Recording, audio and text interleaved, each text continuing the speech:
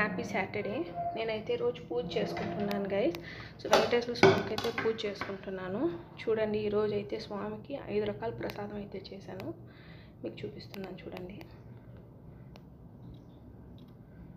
ఒకటి స్వీట్ పొంగల్, ఇది పాయాసం, ఇది పులిహోర, ఇది కర్డ్ రైస్, వడలు.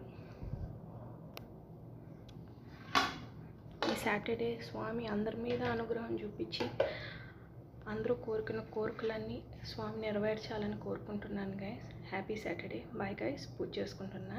స్వామిని చూపిస్తున్నాను గైస్, చూడండి.